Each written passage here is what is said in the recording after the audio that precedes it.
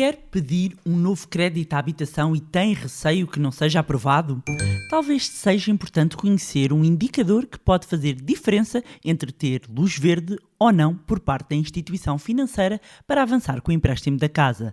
Neste episódio vou explicar-lhe qual é esse indicador e qual a sua importância.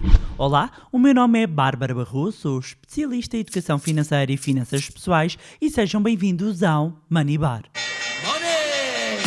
Here we go. The dollar is our god. Olá, meus amigos, como é que vocês estão? Espero que estejam todos bem, com saúde, como sempre, meus amigos.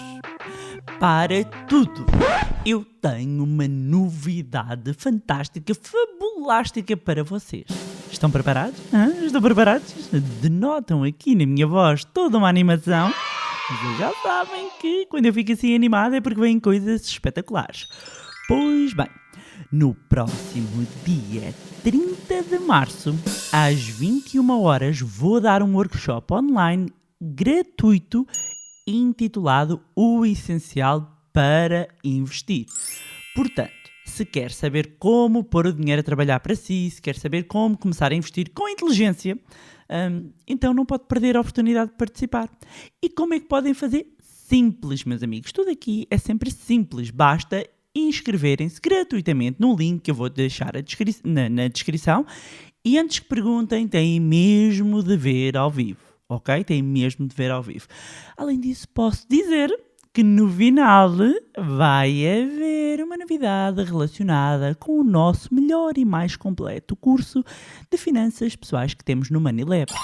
Falo do curso do Zero à Liberdade Financeira e cujas edições anteriores foram um sucesso e transformaram a vida de várias pessoas. Por isso, meus amigos, inscrevam-se já no link que está na descrição para assegurarem a vossa vaga no workshop O Essencial para Investir, dia 30 de março às 21 horas. Vai ser épico, pois não digam que eu não avisei.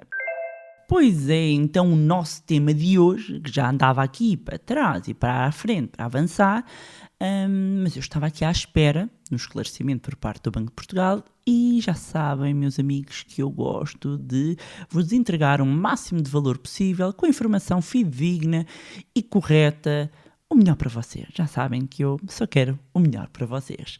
Portanto, para quem quer fazer um crédito de habitação, existem vários pontos a terem atenção e até recomendo, quem não ouviu, que ouça o episódio número 28, que é até muito útil para quem nunca fez um crédito de habitação ou um empréstimo para a compra de casa recorrendo a financiamento bancário, que é no fundo um guia sobre crédito de habitação e que vos ajuda a ter em atenção a vários pontos. Mas existe um muito importante que é o DSTI, mas já lá iremos. Antes desse, eu quero aqui destacar outro indicador que também é muito relevante, que é o LTV, Loan to Value, que no fundo indica quanto é que o banco vos pode emprestar face ao valor do imóvel que servirá de garantia. Ora, de acordo com o Banco de Portugal, existem limites hoje para a concessão dos empréstimos. E isto significa que se vocês vão comprar uma casa para habitação própria permanente, no máximo o banco vai-vos emprestar 90% do valor da avaliação ou da compra do imóvel, ou seja, vai ser considerado o menor destes dois valores, ou da avaliação ou de compra do imóvel, e o banco empresta 90% para créditos com a finalidade de habitação própria permanente. No caso de créditos com outras finalidades que não habitação própria e permanente, pode ser um segundo crédito, o limite é de 80%. E o que é que isto vem-nos logo mostrar? Que se querem comprar casa com recurso a financiamento bancário, têm de contar, imaginando que estão a comprar a casa para a habitação própria permanente, têm de contar com pelo menos 10% para o valor de entrada. Fora alguns custos que existem no início, para isso recomendo também que ouçam o tal episódio, mas ou têm 10% ou não vão conseguir ver o crédito aprovado. Além disso, nos últimos anos, e de acordo com os limites impostos por uma medida macroprudencial que foi anunciada em 2018 até, passaram também a haver limites para o número de anos dos contratos. que são de 40 anos atualmente, mas do que a recomendação vem dizer é que há um objetivo de até 2022 haver uma convergência para o limite de 30 anos.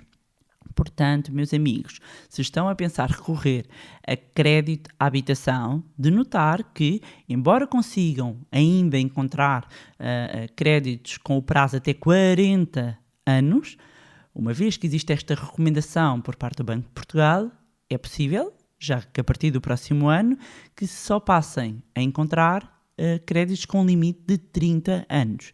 E se fizerem uma simulação, percebem que 10 anos pode fazer uma diferença na prestação, assim como no valor total do empréstimo. Mas isso fica para outra conversa, para outro episódio, para outra altura.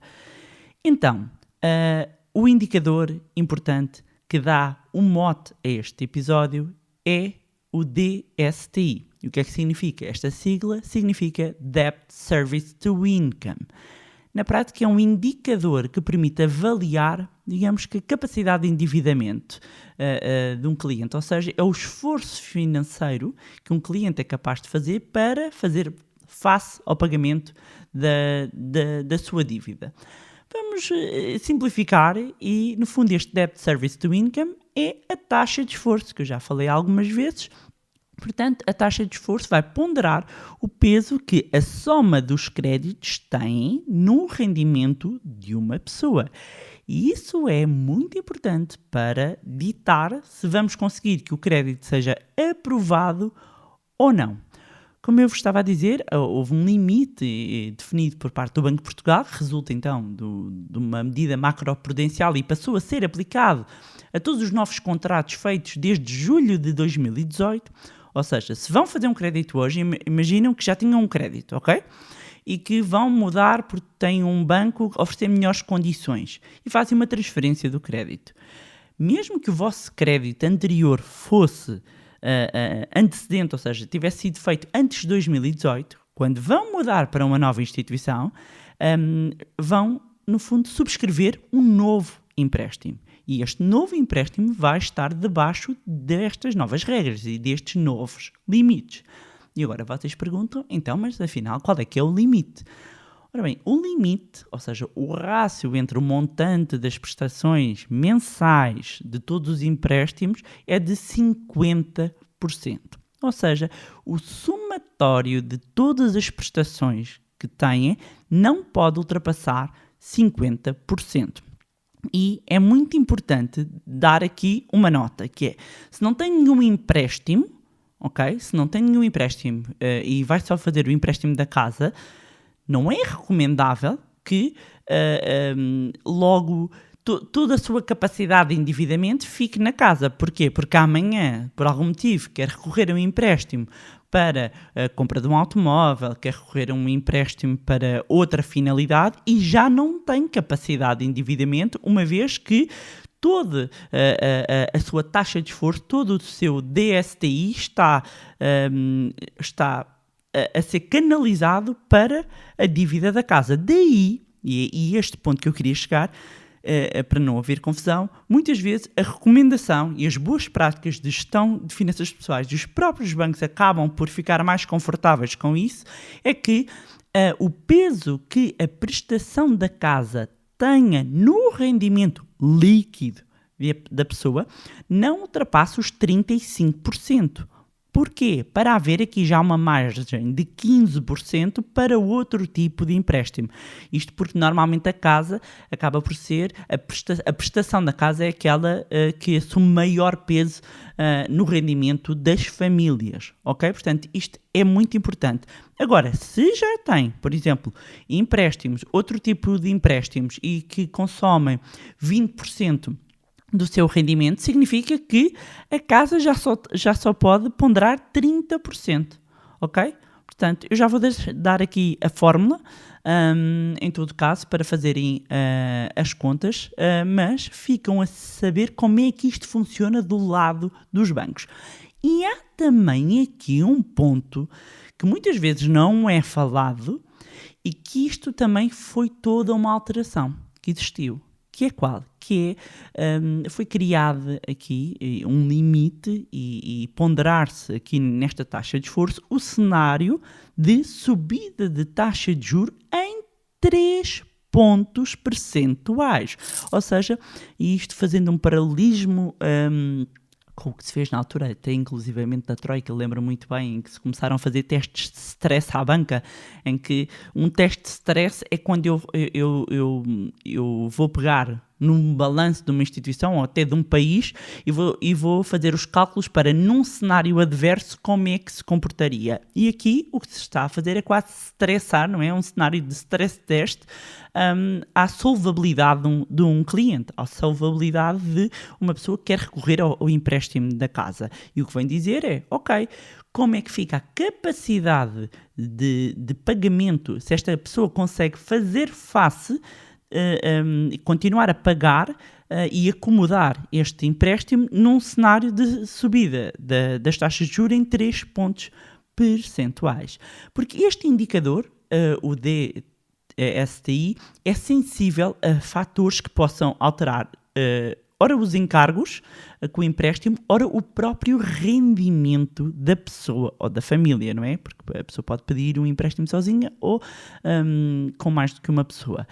E o Banco de Portugal destaca ainda, como a maioria do crédito à habitação é concedida a taxa variável, não é? E a Euribor acaba por ser o indexante mais comum, quando se vai fazer o cálculo da DSTI, vai-se ponderar então um aumento de 3 pontos percentuais aplicado ao indexante de referência, isto nos empréstimos a mais de 10 anos, que normalmente são os empréstimos à habitação, não é?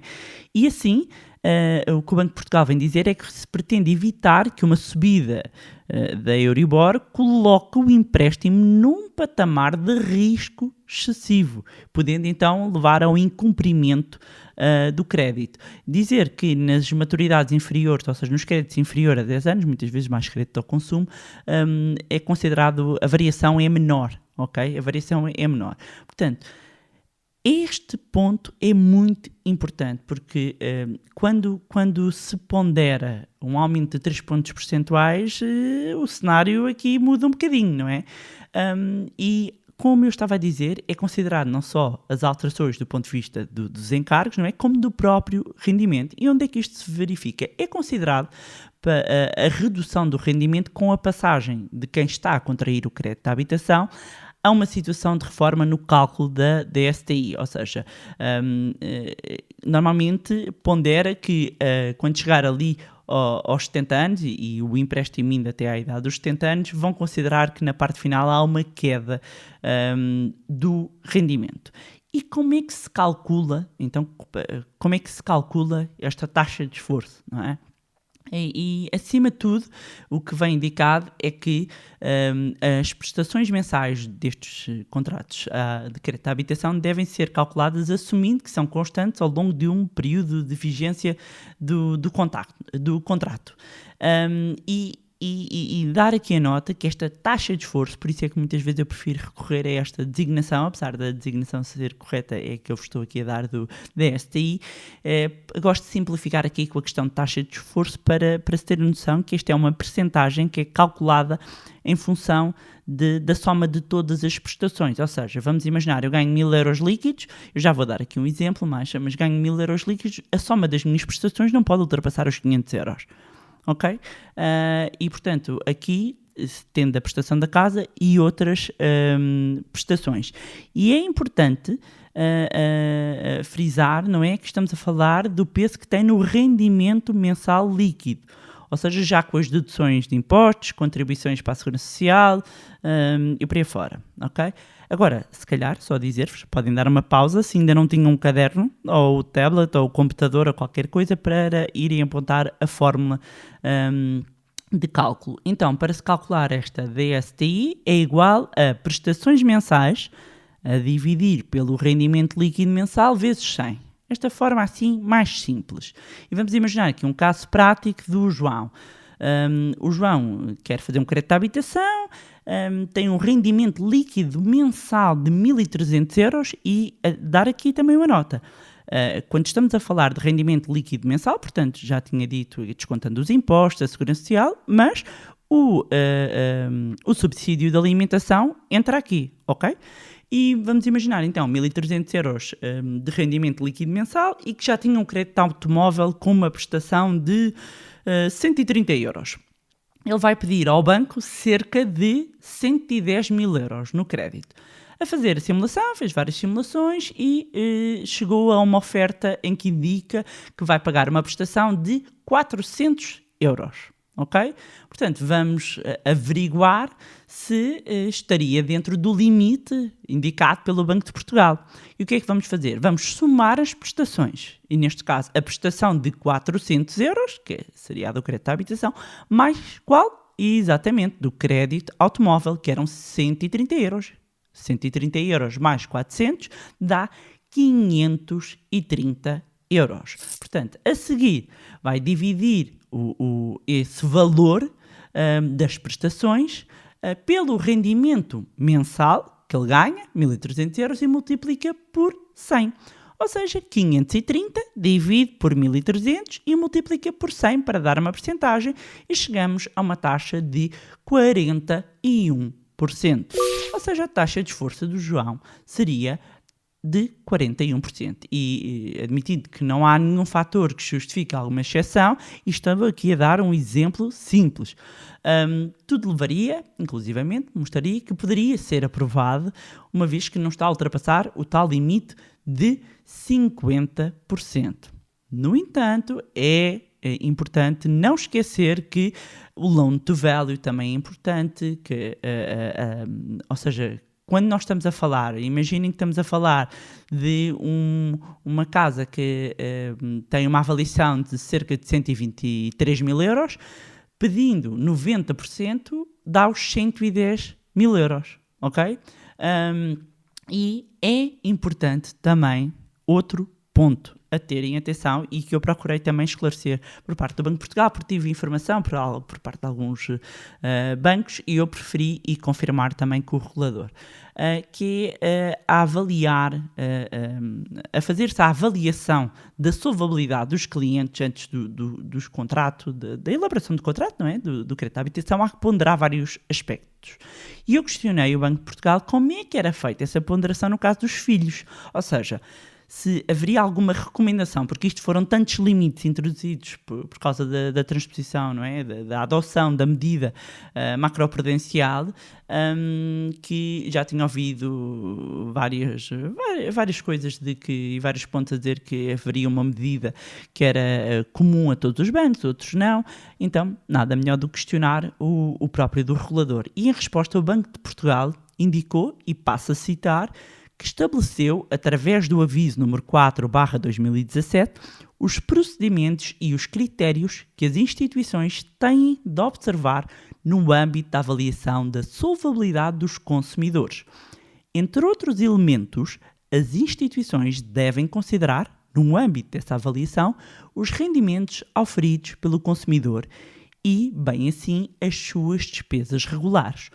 No que respeita, em particular, à determinação das despesas do consumidor, para além dos encargos associados ao cumprimento das obrigações decorrentes do contrato de crédito em análise e das obrigações assumidas pelo consumidor noutros contratos de crédito, as instituições devem considerar outras despesas regulares de natureza pessoal e familiar. Assim, as despesas regulares que o cliente bancário tenha com dependentes a seu cargo devem, de acordo com o referido aviso, ser tidas em consideração na avaliação da sua solvabilidade, refere o regulador. Todavia, acrescenta, o aviso não concretiza a ponderação que, em concreto, as instituições devem atribuir a essas despesas. Fim de declaração. Ou seja, e desculpem, mas tive mesmo que ler, por uma questão até de respeito, e agradecer também o facto do Banco de Portugal ter prestado esta declaração para ajudar e esclarecer este ponto. No fundo, não existe nenhuma limitação e a ponderação, quando se está a avaliar aqui os filhos, não é? O peso também aqui dos filhos, fica um bocadinho ao critério dos bancos. No No entanto, aqui a questão da taxa de esforço que era importante e que eu gostava de destacar era não só como era calculada, como esta questão de a introdução dos novos limites, da questão do cenário dos 3 pontos percentuais, deste cenário de stress test, digamos assim, para o crédito de habitação. Portanto, procurem também informação. Eu vou deixar também na descrição um link para o portal do cliente bancário, onde vocês podem fazer a simulação e para perceberem qual é que é a vossa capacidade também de endividamento. Ok? E pronto, era isto que tinha para vos trazer em mais um magnífico episódio do podcast de Finanças Pessoais Money Bar. Já sabem, espero por todos, espero por si no workshop O Essencial para Investir no dia 30 de março às 21 horas. Inscrição gratuita no link que está na descrição. Envia também para amigos e familiares. Aproveitar para reforçar, reiterar o vosso agradecimento, o vosso carinho, as vossas mensagens, partilhas, e-mails, fotos. Eu tenho genuinamente me emocionado muito ultimamente com as partilhas e feedbacks, porque têm sido demonstrativas do quão transformador tem sido e qual o impacto que tem tido inclusivamente este podcast, que eu digo que eu faço com muito cuidado, com muito carinho, o meu momento de altruísmo financeiro.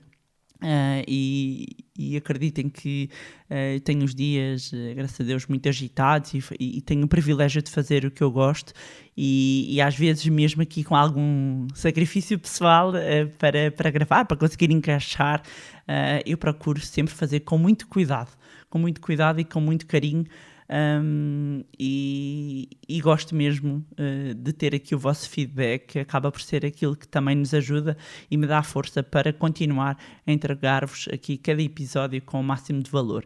E deixar também já agora uma palavra de agradecimento aos meus alunos da turma Esponjinhas do curso do Zero à Liberdade Financeira, que terminou agora, um ciclo de formação. A minha profunda gratidão por me acolherem tão bem como mentora, também por me ajudarem a crescer a mim e a minha equipa, por estarem comprometidos com o vosso sucesso financeiro. Enviar também um beijinho à turma Pandemics e aos meus Masterminders e a todos os alunos de outras formações. Eu trago-vos a cada um de vós no meu coração. É que, de facto, estar ali mais perto, aqui o podcast é mais one way, não é? Mas quando nós, nos programas e nos cursos, eu estou ali mais presencial e é muito importante, inclusivamente para mim, porque eu sou uma pessoa de pessoas e como gosto muito de pessoas, é para mim um privilégio ser vossa mentora e um motivo de imensa gratidão. E para quem queira continuar a acompanhar-nos, já sabem, podem seguir o nosso Facebook, Instagram, Clubhouse, cujos links vou deixar na descrição. Podem juntar-se ao nosso grupo do Telegram, subscreverem a nossa newsletter e inscrevam-se. Já sabem, dia 30 estou à vossa espera. Mais uma vez, não se esqueçam também de subscrever o podcast onde estiverem a ouvir e deixarem uma avaliação lá no iTunes, para quem ouve no iTunes, para que mais pessoas tenham acesso a conteúdos de literacia financeira. Se gostaram do conteúdo e acham que vai ser útil a outras pessoas, partilhem. Quanto a nós, encontramos-nos no próximo Money Bar. Money! Here we go!